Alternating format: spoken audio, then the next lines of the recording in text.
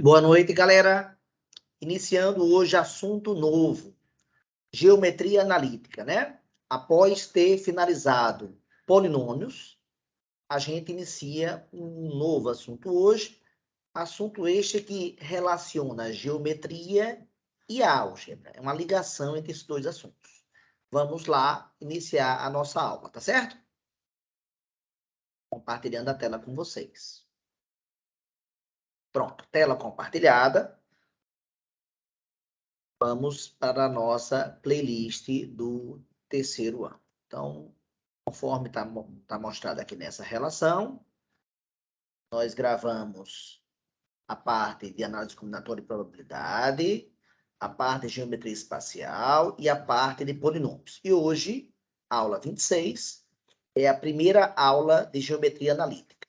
Vamos falar um pouquinho da história, vamos falar de alguns conceitos básicos e vamos até esse conceito aqui de distância entre dois pontos. Pronto, então o roteiro da nossa aula de hoje é esse que está mostrado aqui.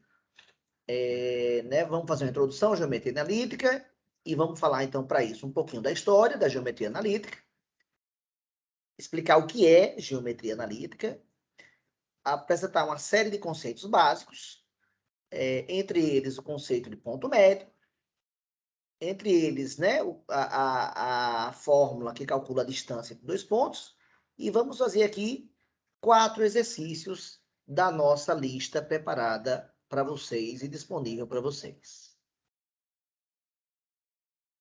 Pronto, então, se eu pudesse, né, dizer como é que surge a geometria analítica, tem que ter um parágrafo inicial falando de Viette, que é um francês, o François Viette, o acento aqui ao contrário, e ele é o primeiro cara a usar letras como parâmetros. Quando eu escrevo que y é igual a x mais b, por exemplo, eu sei que a e b são coeficientes, ou parâmetros, e y e x são variáveis.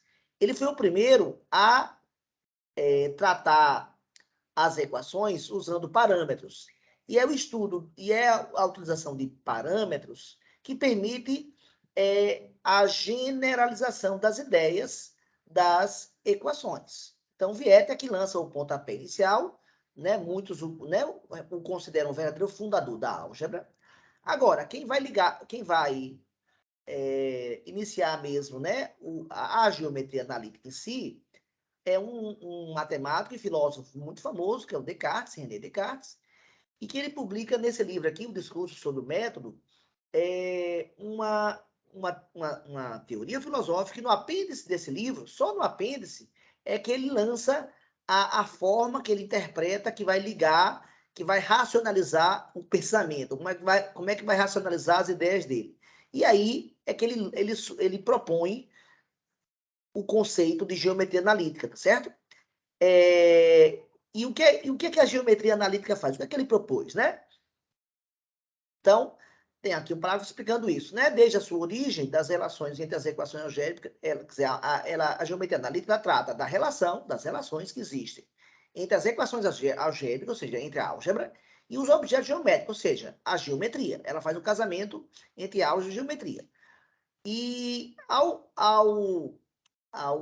algebrizar um problema geométrico, você consegue falar desse objeto usando as coordenadas dos pontos, ou seja, dois eixos de referência, que são os eixos, né, duas retas de referência, que a gente costuma chamar de dois eixos, né? Então, a partir das características do objeto geométrico em relação a esses eixos, você começa a desvendar as propriedades geométricas. Então, se eu pudesse resumir um pouquinho de geometria analítica, seria essa ideia. Tivemos muitos outros matemáticos importantes para esse processo de criação.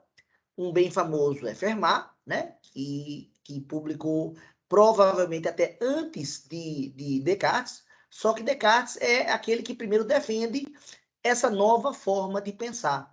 Então, para Descartes, fica muito claro que isso é uma nova forma de pensar. Se é uma nova forma de pensar, é um novo assunto. Fermat, embora já manipulasse coisas totalmente autênticas, né, na geometria analítica, mas ele não faz essa defesa que Descartes fez. Aí temos Leibniz, temos Euler, temos muitos outros matemáticos que são extremamente importantes para a história da geometria analítica. Então, tentando responder agora de maneira bem didática e bem clara, o que é geometria analítica? Então, você tem um objeto geométrico. Esse objeto geométrico é um triângulo, por exemplo. Está aqui um triângulo. Os vértices desse triângulo são os pontos A, B e C. E eu posso fazer uma série de perguntas sobre esse triângulo, qual a sua área, onde está o seu baricentro, onde está o ponto médio do lado AB, qual é a sua circunferência escrita. E a geometria analítica, como é que vai ajudar a resolver essas perguntas? Ela vai ajudar usando duas retas de referência que a gente chama de eixos X e Y. Então, o ponto B, você traça retas paralelas a esse eixo de referência e que cruze a outra reta. Então, o ponto B, se eu faço uma paralela aqui a essa reta Y, eu vou chegar aqui no BX, que seria o valor de X, que pode ser medido nessa reta aqui. Ou seja, esse segmento aqui, essa distância aqui, é o valor de BX. E a gente então vai chamar essa coordenada de abscissa, né? É o que a gente vai falar daqui a pouquinho. Mas o que interessa é isso. A gente projeta aqui nesse eixo o ponto A. A gente também projeta aqui, faz de novo uma paralela, embora esteja mal feita, né? Uma paralela ao eixo Y, uma paralela ao eixo Y. Esse ponto aqui, então, vai ser o CX, né? Ou melhor, XC, né? A gente costuma botar o contrário, na verdade. É a abscissa de C. E esse outro aqui seria a abscissa do ponto B. Então, é interessante perceber que essa distância aqui vai ajudar a descrever o segmento AB de alguma forma. Então, ao projetar nesse eixo e nesse outro eixo aqui, ao projetar o segmento AB nesses dois eixos, eu obtenho dois novos segmentos. Aqui não é C não, né, pessoal? Aqui é o ponto A. Foi mal, né? Estava vendo aqui errado. A. Então, aqui tem o Y de A e aqui tem o Y de B.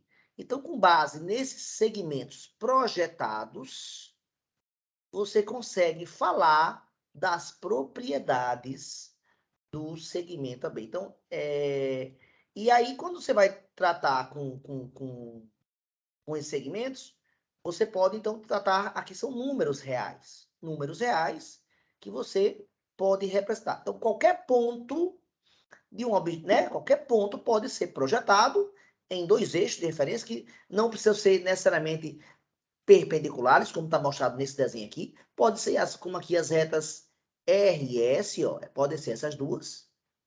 O fundamental é que na hora que você projeta, tem que ser paralelo aos eixos que você escolheu.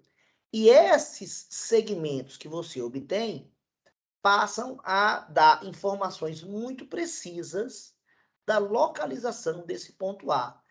E aí, você fazendo isso para todos os pontos do objeto, para A, para B e para C, no caso aqui do triângulo, você consegue a perfeita informação sobre as informações do triângulo. Então, o que tem que ficar bem claro é que quando você projeta qualquer objeto sobre uma reta, você vai poder, então, falar agora em segmentos formados. Qualquer segmento tem um ponto inicial e um ponto final. O ponto inicial aqui eu estou chamando de P, ponto inicial de Q. E se eu quiser achar a distância de P a Q, basta simplesmente subtrair esses números aqui.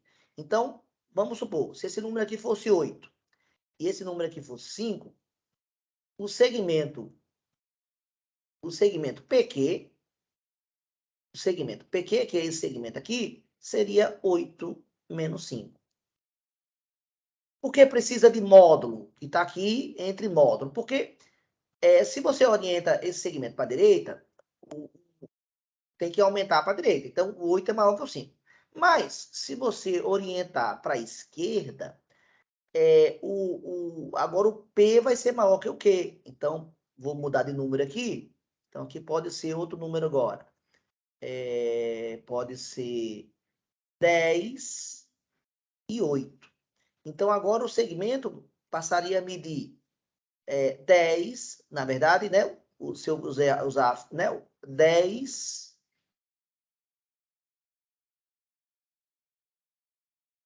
menos 8.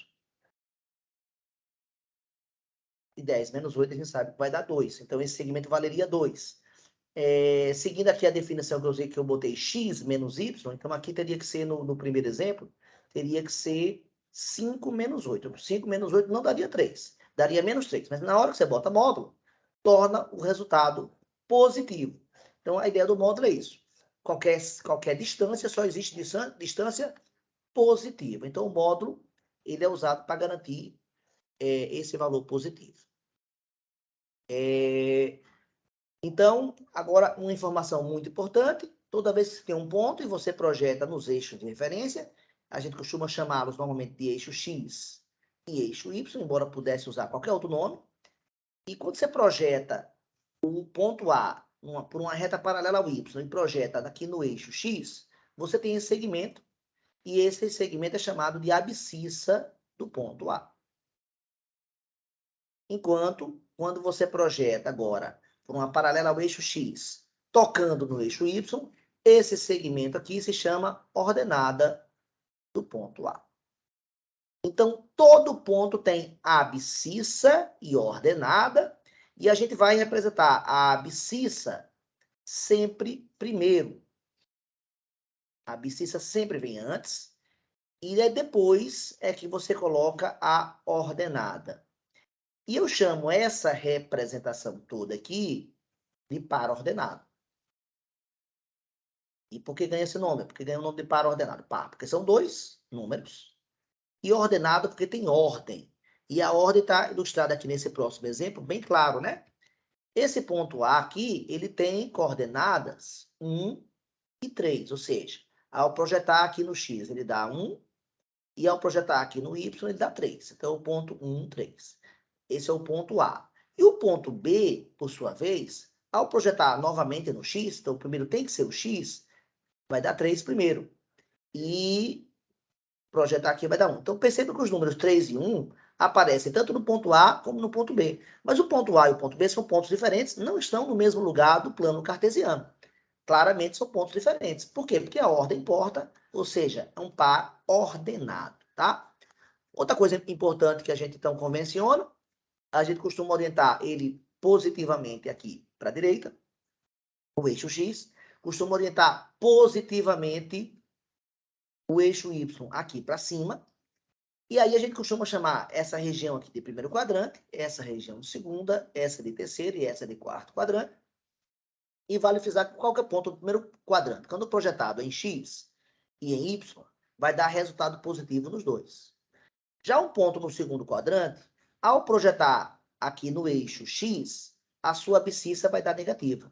Já a sua ordenada permanece igual à do primeiro quadrante, ou seja, positiva também.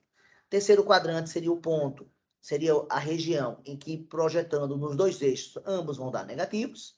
E o quarto quadrante seria a região que, quando você projeta no X, dá positivo, mas você projeta no Y, dá negativo. Exatamente como no terceiro quadrante, que também é negativo. Pronto. Então, essa é a ideia, são os conceitos básicos de você projetar um objeto, e no caso um ponto, que é o objeto geométrico mais simples que existe, em relação a duas retas. Essas duas retas não precisam ser perpendiculares, embora a gente normalmente utilize retas perpendiculares por conta das facilidades que o ângulo reto pode trazer para a gente, tá certo? E a simplificação de contas. Mas nada impediria que os eixos coordenados não fossem perpendiculares. Aí vamos ilustrar agora alguns subconjuntos do plano cartesiano, né? São subconjuntos de quem? Do plano cartesiano. Se você, então, está usando dois eixos de referência, a palavra cartesiano, vale frisar, que vem em homenagem aqui à parte final do nome Descartes, né? Então, cartesiano vem de Descartes. Outra curiosidade é que esse ponto, que é o encontro das retas, que funcionam como que formam o plano cartesiano, ou seja, que são as nossas referências, ele é chamado de origem, e esse nome se deve a Philippe Delahaye, um francês, em um livro que ele publica no ano de Philippe Delahaye, um R aqui, e ele publica esse livro em 1679. É quando ele utiliza esse nome, e depois dele as pessoas passam a utilizar esse ponto de encontro como origem. Então, esse primeiro subconjunto aqui, nada mais é do que o semiplano, né? O semiplano, ou seja, semi quer dizer metade, né? É a metade do plano cartesiano. Então, como é que eu representaria ele genericamente? É o conjunto dos pares ordenados que pertencem. Aí vem uma expressão agora muito interessante, R2, porque a gente fala aqui, o X pertence ao R e o Y pertence ao R. R são os números reais. A gente vai fazer, então, né, a correlação de cada ponto do plano cartesiano se associa a um par de números reais. Então, esse par de números reais é chamado de R2. Então, são os pares ordenados pertencentes ao R2, tal que a abscissa de todos esses pontos aqui, ela é positiva. Qualquer ponto você pega aqui e calcular, fizer uma paralela ao eixo Y e projetar no eixo X, vai dar um cara positivo. Segundo exemplo, essa região agora aqui, né, que está destacada, essa região aqui são os pares ordenados pertencentes ao R2, tal que x é maior que 6, percebam que realmente todos esses pontos aqui, na hora que eu trouxer para cá, o valor vai dar mais que 6, já que 6 é esse número aqui, e o y é maior do que 7. Todos esses pontos aqui batem em uma região do y maior que 7 e a do x maior que 6. Então, essa seria a maneira de representar essa região aqui. Terceiro exemplo.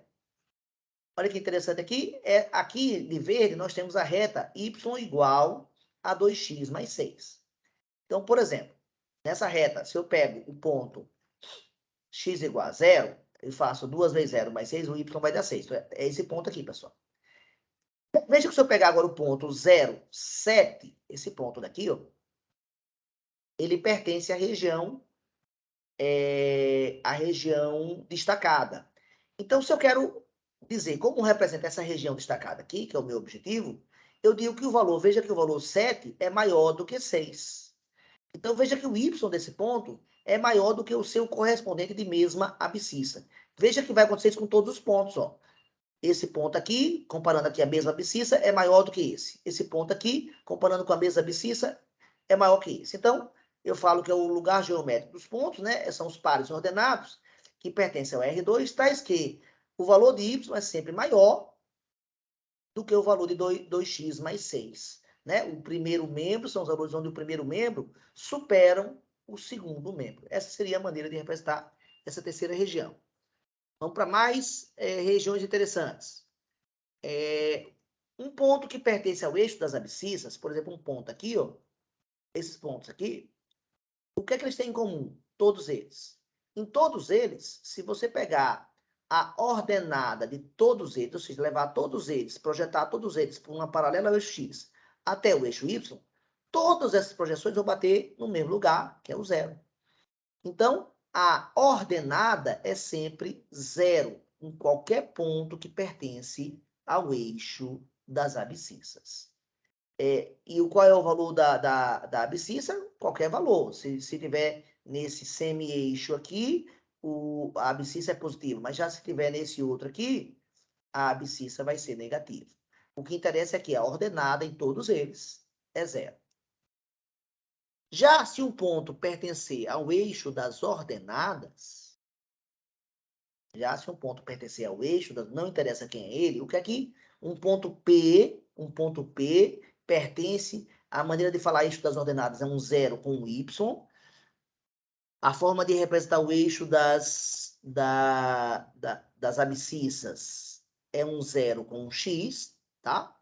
Então, dizer que um ponto P pertence ao eixo das ordenadas, isso implica dizer, isso é equivalente a dizer que a abscissa desse ponto P vai ser obrigatoriamente zero. Então, abscissa zero e ordenada qualquer número real. Todos esses pontos aqui representados formam o eixo das ordenadas. Mais exemplos. Aqui é a bissetriz do primeiro quadrante e terceiro quadrante. Da geometria plana, a gente sabe que bissetriz é uma reta que, dado um ângulo, a bissetriz divide esse ângulo em duas partes iguais. Então, se esse pedaço aqui for 20 graus, aqui também tem que ser 20 graus. No caso aqui do plano cartesiano, como ele tem 90 graus, a bissetriz vai dividir em dois ângulos de quanto? Dois ângulos de 45, né, pessoal? E nós temos a bissetriz. O que é que tem em comum todo ponto dessa bissetriz? Se você pegar um ponto qualquer dele, se aqui for 1, x também vai ter que ser 1 aqui também. Se x for 2, y também vai ser 2 aqui. Por quê? Porque nós temos aqui um triângulo, não é difícil perceber que esse triângulo formado aqui é um triângulo isósceles, e retângulo, e esse cateto é igual a esse. Por isso que tem dois ângulos de 45.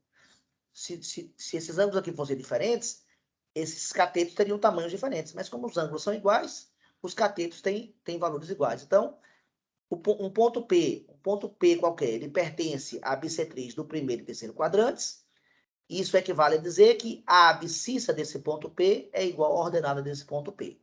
E como eu representaria genericamente os pontos, esse conjunto formado, né, pela bissetriz, nada mais são do que um conjunto dos pares ordenados, do tipo C e C, onde C é qualquer número real. Pronto. Se a do primeiro quadrante, ela é bissetriz, se a bissetriz do primeiro e terceiro, a abscissa é igual a ordenada, já na bissetriz do segundo e do quarto quadrante, ou seja, dos quadrantes pares, se aqui for 2, aqui vai ser menos 2. E se aqui for 3, aqui vai ser menos 3. Então, o que interessa perceber é que a abscissa e a ordenada são simétricas. Então, qualquer ponto que pertença à bissetriz dos quadrantes pares, ela vai ter uma abscissa igual ao simétrico da ordenada. Genericamente, eu represento o ponto D menos D, né? Onde D é qualquer número pertencente aos reais. Está faltando aqui um menos, tá, pessoal? Pronto. Beleza? E agora, como é que eu represento o próprio eixo X? Não, desculpa. Como é que eu represento agora qualquer reta horizontal? Então, deixa eu mudar aqui de cor para destacar. Ó. Vamos supor que eu quero representar essa reta horizontal aqui. Então, se esse ponto aqui vale 5, perceba que qualquer ponto dessa reta horizontal vai ter também ordenada 5. Ou seja, a ordenada ela é constante. Se for uma reta horizontal que passe pelo primeiro e segundo quadrantes, essa constante é positiva. Se for uma reta horizontal que passe no terceiro e quarto quadrantes, vai ser um valor constante, mas negativo. Por exemplo, aqui, menos 6.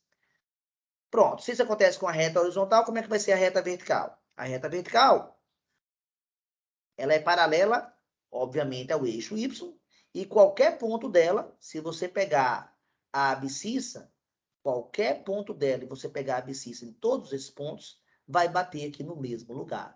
Ou seja, o valor da abscissa é constante. Então, isso é uma característica de qualquer reta horizontal e de qualquer reta vertical. Ou seja, ter um dos números do par ordenado constante. A horizontal é o x, é o y constante, é a ordenada constante, e a vertical é o x constante. Prosseguindo aqui com os nossos assuntos, e agora o conceito de ponto médio. Como é que eu calculo o ponto médio de um segmento? Vamos supor que esse valor de A aqui vale 3. Vamos supor que esse valor de B aqui vale 7. Então, dá para perceber que, conforme a gente definiu lá a distância, né, Se eu tenho dois pontinhos numa dada reta, se eu quero saber a distância do segmento, que no caso aqui, vamos começar pelo segmento AM. O segmento AM é a subtração do número M menos o número A. Ou seja, se eu tiver orientado positivamente, para não precisar usar o módulo, eu vou botar o maior antes do menor para dar positivo. E o segmento MB é o maior, que é o B, menos o M.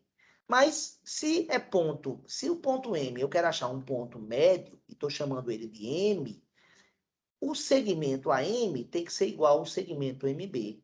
O segmento AM tem que ser igual ao segmento MB. O segmento MB é B menos M, Bzinho menos Mzinho. O segmento AM é Mzinho menos Azinho. Passa o A para o outro lado, passa o M aqui para a direita e vou descobrir que o valor de M é sempre a média aritmética dos números. Ou seja, se você faz a média aritmética do 3 e do 7, você soma os dois e divide por 2, você vai ter 10 dividido por 2 e você vai ter o número 5. Percebam que o número 5, ele equidista do ponto A e do ponto B, ou seja, 5 menos 6 dá uma distância de 2, 7 menos 5 também dá uma distância de 2. Então, a distância é igual do ponto médio até as extremidades do segmento. Então, essa ideia de ponto médio vai ser muito usado a partir de agora, tá? E para achar o ponto médio, basta fazer a média aritmética. Temos agora uma lista de exercícios que vocês podem fazer, sugiro que vocês façam. São 12 exercícios que estão na nossa apostila. Está disponibilizado aqui para vocês. E agora eu vou resolver dois desses exercícios para vocês agora. Eu vou resolver agora o 3. Ó, encontre os valores de K para que o ponto A, cujas coordenadas são K e 7, esteja. Então, vamos lá. Veja que a abscissa é conhecida, não é conhecida, ele deu genericamente K. A ordenada é 7. 7 está onde? 1, 2, 3, 4, 5, 6, 7. 7 está aqui. Mas a ordenada eu não sei onde está. A abscissa eu não sei onde está, é qualquer. Mas ele na letra A, então encontra os valores de K para que o ponto A, cujas coordenadas são essas daqui, esteja no eixo Y. Se eu quero que ele esteja no eixo Y, então não é difícil perceber que a abscissa tem que ser 0. Então, o K tem que ser 0. Foi o que eu acabei de falar a respeito de um ponto, né? Que pertence ao próprio eixo X. Ao próprio eixo Y, desculpa. Na letra B, ele quer que esteja na bissetriz dos quadrantes pares, ou seja, aquela bissetriz que a gente desenhou agora há pouco, que é essa bissetriz aqui, ó, que divide o segundo e o quarto quadrantes em dois ângulos iguais. Pronto, mas para acontecer e ter, para um ponto dessa reta ter a abscissa, ter a ordenada 7, só pode ser esse ponto daqui. E esse ponto daqui, quem é? É o simétrico de 7, menos 7. Então, na letra B, o K tem que valer menos 7. Já na letra C, ele quer que o ponto A pertença à bissetriz. O ponto A pertence à bissetriz. Se o ponto A deve pertencer à bissetriz dos quadrantes ímpares, ou seja, divide aqui em dois ângulos de 45, então, e a ordenada tem que ser 7, só pode ser esse ponto daqui, pessoal. E esse ponto daqui, quanto é a abscissa dele, também é 7. Então, para pertencer à bissetriz dos quadrantes ímpares, a abscissa tem que ser igual a ordenada. Se a ordenada é 7, a abscissa é 7. Se eu quero agora que pertence ao primeiro quadrante, pode ser qualquer ponto daqui, ó. Então, na verdade, tem que ser esses pontos aqui, né? Ó, que a ordenada tem que ser 7, né? Então, não pode ser esse nem esse, não. Como eu cheguei a marcar aqui, né? Mas esses aqui podem, todos esses. O que é que todos esses pontos têm em comum? Ele tem ordenada 7. Né? E a abscissa é quanto? Se ele está no primeiro quadrante, eu posso afirmar que esses pontos têm abscissa positiva, pessoal. Ou seja, o valor de K, que é o valor da abscissa, então tem que ser positivo para que o ponto pertença ao primeiro quadrante. E para pertencer ao segundo quadrante, que é a letra E, tem que estar aqui, são esses pontos aqui. Todos esses pontos aqui têm ordenada 7, ó, e estão no segundo quadrante. O que é que eles têm agora em comum? Todos eles agora têm uma abscissa negativa. Se eu projeto para cá, sempre bate em números negativos. Então, com isso, a gente termina, né, essa questão, atribuindo aí esses valores aqui, K0, K7, K, na ordem, K0, K-7, K7, K maior que 0 e K menor que 0. Pronto. Terceira questão está finalizada. Vamos agora fazer essa outra aqui, 6. Encontre os pontos médios das diagonais do quadrilátero, cujos vértices têm as coordenadas 0, 0, 0, 4, 3, 5 e 3, 1. A gente sabe que um quadrilátero, não vou desenhar ainda com as regras de referência, não. A gente sabe que, sem usar a geometria analítica, ABCD é um quadrilátero, um polígono de 4 lados. E tem 4 vértices. A diagonal, atenção, hein? A diagonal é o segmento que une 2 vértices que não são vizinhos. Então, vamos chamar esse ponto médio aqui de M. Mzão, de Maria. Mas espera aí, deixa eu fazer um quadrilátero que não seja... que eu fiz um quadrilátero específico aqui. Deixa eu fazer um outro quadrilátero aqui. Pronto. Tá aqui. Agora ficou melhor. A, B, C, D. Então, a primeira diagonal é a diagonal AC. O seu ponto médio, eu vou chamar de Mzão. A segunda diagonal é a diagonal BD. Ela une 2 vértices não consecutivos. Vamos chamar aqui de N. Então, é só usar o conceito de ponto médio. Ou seja, o ponto M é a média aritmética dos pontos A e C. Pronto, então é só fazer conta agora. Quem é o ponto A? O ponto A tem coordenada 0, 0. E o ponto C tem coordenadas quanto? 3 e 5. Eu vou dividir isso aqui por 2. Pronto, agora, somar 2 pares ordenados é somar a abscissa com abscissa, ordenada com ordenada. Ou seja, 0 mais 3 vai dar 3 e 0 mais 5 vai dar 5. Pronto. Agora, se você quer dividir um par ordenado, né, pelo número 2, você deve pegar cada coordenada e dividir por 2. Ou seja, a primeira coordenada vai ser 3 meios e a segunda coordenada vai ser 5 meios. Vamos tentar visualizar isso agora fazendo usando a geometria analítica. O ponto 0, 0 está aqui, né, pessoal? Esse é o ponto A. 0, 4 é esse ponto aqui, ó. Então, esse é o ponto B.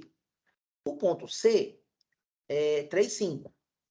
Então, eu faço retas aqui para me ajudar a traçar, paralelas aos eixos de referência. E está aqui o C.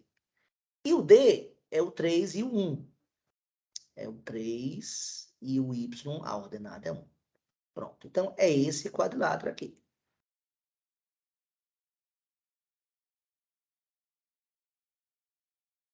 Então, AC, eu acabo de achar que AC, ponto médio de AC é o ponto M. E M bate onde? Bate no 1,5, que é o 3 meios. E bate no 2,5, que é o 5 meios. Agora, olha que curioso. Se eu fizer a diagonal DB, a princípio serão pontos diferentes, né? O ponto médio de DB é o ponto N, né? N. Você está vendo nesse desenho que são pontos diferentes. Então, N vai ser a média aritmética de B e D, né? Corrigindo aqui, de B e D. Pronto. Então, quem vai ser? B, coordenadas 0 e 4. D, coordenadas 3 e 1. 3 e 1, não tem esse mais não. Eu errei aqui, pronto. Soma os pares ordenados e divide por 2. Abscissa com abscissa, 3 com 0 vai dar 3. Ordenada com ordenada, 4 com 1 vai dar 5. E, pessoal, curiosamente, vai dar o mesmo valor do outro, 3 meios e 5 meios. Então, quando eu fizer essa segunda diagonal, vai coincidir o ponto M é igual ao ponto N. Isso não acontece num quadrilátero qualquer. Isso quer dizer que esse quadrilátero é um quadrilátero especial. Se vocês pegarem, então, a playlist do Alicerce, eu provo que o polígono que tem as diagonais se cruzando no mesmo ponto, ele se chama paralelogramo. Consequentemente, esse quadrilátero que ele falou aqui, ele tem lados paralelos. BC é paralelo a AD e AB é paralelo a CD. Bem interessante aqui essa propriedade, tá? Bem, e para a gente falar do último tópico da aula, é o conceito de distância entre dois pontos quaisquer do plano. Então, eu tenho um ponto aqui, P1. Tem outro ponto aqui, P2. Eu quero saber quanto vale essa distância que vai de P1 a P2. Como é que eu faço para achar a distância que vai de P1 a P2? Essa é a pergunta. Então, a própria figura já está entregando, né? O ponto P1, ele tem coordenadas abscissas. X1, está mostrado aqui, ó, X1, e ordenada Y1. Daqui é a ordenada do ponto P1. Já o ponto P2, ele tem a abscissa X2 e ordenada Y2. Bem, ao fazer essa figura, não é difícil perceber que se eu fizer esse segmento aqui, ele vai ficar paralelo, quer dizer, vamos fazer uma reta paralela aos eixos. Eu estou pegando par das projeções. Se eu faço retas paralelas aos eixos, como esses eixos aqui são perpendiculares, consequentemente, esse ângulo aqui vai ser de 90 graus. Então, esse segmento aqui, e como aqui formou um retângulo, vai ser a mesma medida desse segmento aqui. E como eu calculo o tamanho do segmento, conhecido os valores das suas extremidades? É só subtrair um do outro, não é isso? É só fazer o maior menos o menor. X2 é maior que X1, então eu subtraio. A mesma ideia eu posso projetar aqui, né, e perceber que essa figura daqui é um retângulo também. Então, esse segmento aqui, como ele é um retângulo, ele é igualzinho a esse segmento aqui. Esse segmento aqui, ele projetado deu Y2 e deu Y1. Então, esse segmento aqui, se você quer achar um segmento e tem as extremidades, o segmento subtrai a extremidade maior da extremidade menor. Então, com isso, pessoal, nós temos os catetos desse triângulo retângulo. Esse cateto aqui é Y2 menos Y1. E esse cateto aqui é X2 menos X1. E agora, qual é o teorema, pessoal, mais usado na geometria inteira, mais famoso da geometria? O teorema de Pitágoras, né? Que diz que a hipotenusa ao quadrado é igual à soma dos catetos ao quadrado. Bem, a hipotenusa é justamente a distância de P1 a P2 que eu desejo achar. Então, distância ao quadrado vai ser igual. O cateto, a gente viu que o cateto horizontal é x2 menos x1 quadrado.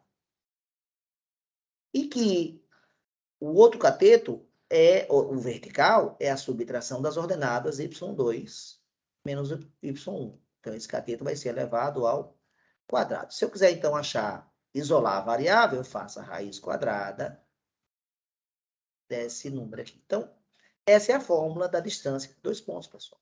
Que parece uma fórmula bem grande e, a princípio, bem assustadora, mas, na verdade, nada mais é do que uma mera aplicação do teorema de Pitágoras. Então, aqui, a fórmula final fica essa. Você olha assim, eita, que fórmula grande. Mas nada mais é do que cateto ao quadrado, mais cateto ao quadrado, e a raiz quadrada disso vai dar origem à hipotenusa, que é a distância entre os pontos. Pronto, feito isso aí, nós podemos fazer exercícios. Esse bloco aqui tem um total de, olha aqui, você pode tirar um print da tela agora, ó. Tem um total de 15 exercícios. Vai até aqui o 15, pessoal. Aqui vai do 11 ao 15, aqui vai aqui do 1 ao 11, ó. Pronto. E aí vamos escolher mais 2 exercícios para a gente finalizar a nossa aula. Eu vou escolher o 3. E diz o seguinte: determine os vértices B e C de um triângulo ABC, sabendo que o ponto médio do lado AB é 0,1 e que A é a origem. Opa, então ele deu o ponto A é a origem. E que esse ponto 0,1 é um ponto que pertence, a gente sabe, pertence ao eixo das ordenadas, já que o abscissa é 0 e a ordenada é 1. Se esse cara é ponto médio, então não é difícil perceber que a distância daqui até aqui, o segmento daqui até aqui tem que ser igual ao segmento daqui até aqui. Então, com isso, nós temos o ponto B, né, pessoal? Então, dizer as coordenadas do B é bem fácil, ó. O x, já que pertence ao eixo y, a abscissa é 0. E se a distância aqui, essa distância 1 é igual a essa distância 1, a distância de B até A é 2, né, pessoal? Então, achar o primeiro ponto foi bem tranquilo. Agora, ele fala que o triângulo é equilátero. O triângulo equilátero é aquele triângulo que tem 3 lados iguais. Se aqui vale L, aqui vale L e aqui vale L, mesma medida. No nosso caso aqui, nós já temos um lado. Esse lado aqui, ó, é o nosso lado L.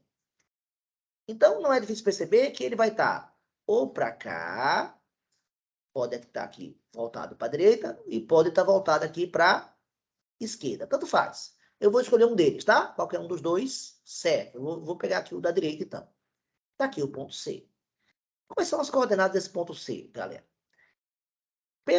Como esse cara é igual a esse, dá para perceber que isso aqui é um triângulo isósceles. Em qualquer triângulo isósceles, quando você faz a altura, ela bate exatamente no ponto médio. Porque esse lado é igual a esse. Se não fosse iguais, isso não aconteceria. Então, se esse lado é igual a esse, não é difícil perceber que essa altura aqui, ou seja, ao fazer um ângulo 90 graus, ó, bate exatamente no valor 1. Ou seja, o ponto C tem ordenada 1. A ordenada bem fácil. E agora, para achar essa abscissa, para achar esse segmento aqui. Vou ter a abscissa do ponto C. Bem, isso aqui, como um ângulo 90 graus, é um retângulo, né? Então, esse lado é igual a esse. Então, a altura do triângulo equilátero é exatamente esse valor da abscissa do ponto C. Coincide bonitinho. E como eu acho, pessoal? Então, não é difícil. Aí você tem que pegar novamente a playlist do Alicerce, a aula que eu falo, né, de relações métricas, né, no triângulo retângulo, e aí onde aparece o teorema de Pitágoras, que toda altura, H, se você aplicar Pitágoras aqui, você descobre que a altura é igual ao lado raiz de 3 sobre 2. Se quiser saber como é que chega nisso, veja o vídeo. Se o lado nosso, a gente já sabe que é 2, o lado aqui é 2, então nossa altura vai ser 2 raiz de 3 sobre 2. Simplifica, a nossa altura é raiz de 3. Se a nossa altura é raiz de 3, então a abscissa de C também é raiz de 3. Abscissa raiz de 3 e ordenada 1, tá? Então, isso é a solução do terceira questão, porque eu exibi o vértice B e o vértice C, ok? E agora, para a gente finalizar, o último exercício, vamos fazer aqui esse, ó. A sexta questão aqui. A sexta questão diz o seguinte, ó. Se um ponto P, cujas coordenadas são x e y, ele não sabe qual é, equidista de A vale 3 e 7. Não, não vou fazer esse B não, pessoal. Eu vou fazer... Não, eu tinha me programado para fazer esse daqui. Pronto. Agora eu vou fazer o 5, então. É o 5? Não. Nem o 5, nem o 6. É o 8. Vamos fazer aqui o 8. Agora sim.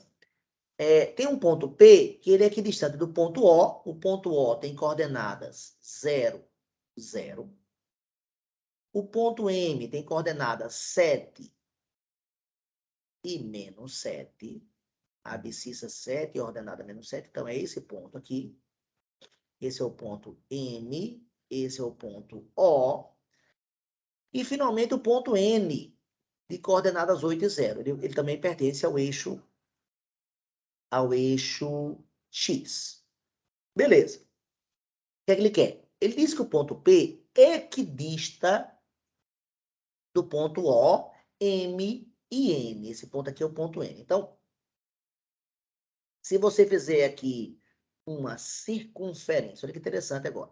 Se você fizer aqui uma circunferência que passe por esses 3 pontos, obviamente a circunferência aqui não vai ficar muito bem feita, mas só para dar ideia. Se você fizer uma circunferência que passe por esses 3 pontos, o centro da circunferência, por definição, ele equidista todos os pontos da circunferência. Então, essa distância é o raio, essa distância é o raio, e essa distância é o raio, ou seja, ele equidista desses 3 pontos. Então, o que ele na verdade está querendo saber é o centro da circunferência. Tá? Então, vamos usar, só que esse ponto aqui, que ele chamou de ponto P, não, ponto P, tá certo, ponto P, ele tem coordenadas x e y, eu não sei qual é. E justamente é o que eu quero descobrir. Ele pergunta, calcule, ele depois quer saber quanto é x mais y, tá? Temos que somar a abscissa com a ordenada, mas eu não conheço o ponto P aí. Agora, se eu percebo que a distância de P até O é igual à distância de P até N. Assim como também a distância de P até O é igual à distância de P até N, ou seja, o ponto P equidista dos 3. Usando a fórmula de distância que nós acabamos de aprender aqui, né? Essa fórmula aqui de distância que nós acabamos de aprender aqui, vamos usar a fórmula de distância agora. Então, lembrando que a abscissa, esse ponto P, ele tem a abscissa x e a ordenada y. Então, como é que faz a forma de distância? Subtrai as abscissas, x menos 0 ao quadrado. Depois, esse é um cateto. Depois, a ordenada y menos a ordenada 0 vai gerar o outro cateto ao quadrado. Isso vai dar a distância ao quadrado. Então, se d, distância de P a O é igual a distância de P até N, os quadrados também são iguais. Então, eu acabo de substituir isso aqui por isso aqui. Primeiro membro da colocada da equação. O segundo é a distância de P até N. N tem coordenadas 8 e 0. Então, eu faço x menos 8 e y menos 0. Pronto, agora eu melhoro, tento resolver essa equação aqui. Então, vai ficar aqui x ao quadrado e vai ficar y ao quadrado no primeiro membro. E no segundo membro, aqui é o quadrado da diferença, vai ser o quadrado do primeiro, menos 2 vezes o primeiro pelo segundo, mais o quadrado do segundo. E aqui vai dar y ao quadrado. Mas olha que beleza. Y ao quadrado corta com y ao quadrado. X ao quadrado corta com x ao quadrado. E vai sobrar, vou passar o menos 16x para o lado de cá, vai ficar 16x igual a 64. Então, com isso, eu já consegui achar a abscissa. A abscissa é 4. Olha que beleza. Então, apesar da equação ter, a princípio, 2 variáveis, a gente conseguiu eliminar a variável y.